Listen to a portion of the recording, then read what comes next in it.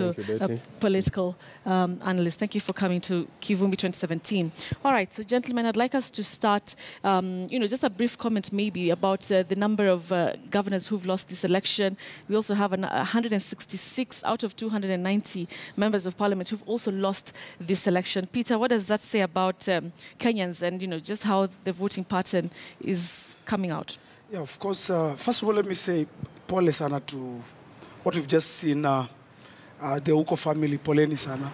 It's a real sad, very sad news that they were coming from the ceremony of Professor Anyang' Nyong'o. But just to talk about what you've asked, honestly speaking, the Kenyan voter or the Kenyan person or the Kenyan citizen for that matter, has matured. And the voting patterns that we saw is that people are voting according to how they've connected with the candidate.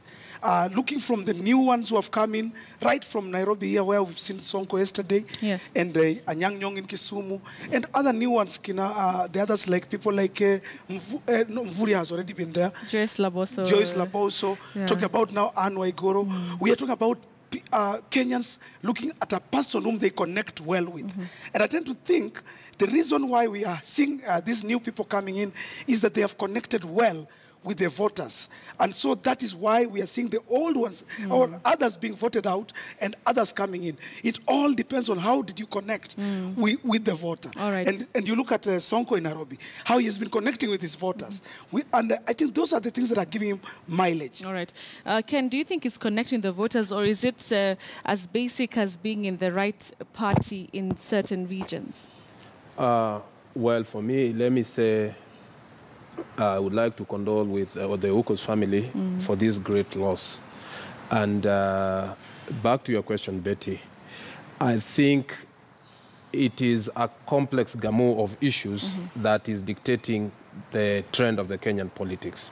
For example, you cannot negate the fact that in some places, let's say in central Kenya or Rift Valley, for Laboso's matter, the party really played a very big role to that effect. Because when you analyze Kirinyaga, you would see that we had two strong women, yes, Martha Karua and Madam Anne Waiguru. Yeah.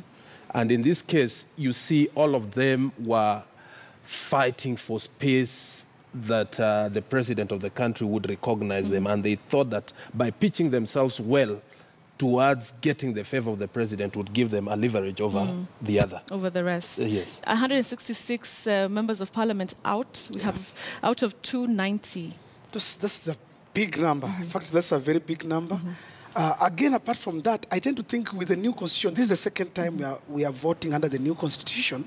And so it appears the Kenyans are now educated in the roles of every candidate plays. The first time we voted, Kenyans were not very much aware about the roles of MCAs, the roles of the Senate, the roles of senators for that matter, the roles of the governors, members of parliament. But now Kenyans are aware, and they know whom they want. I may say something about the fact that it's not just the party, because you look at Nyandarua, where an independent Kipia. Yes, Kipia, sorry. Yeah. He came in with an independent ticket. All right, we look at somebody. I'll have to interrupt you. I'm seeing the deputy president there addressing the guests who had been invited for the memorial service of the founding father, the late Mzee Jomo Kenyatta. Let's just cross over there and listen to a bit, and then we come back to this conversation here in studio. Courage. His leader, Kuzin's side, wasn't out to make friends.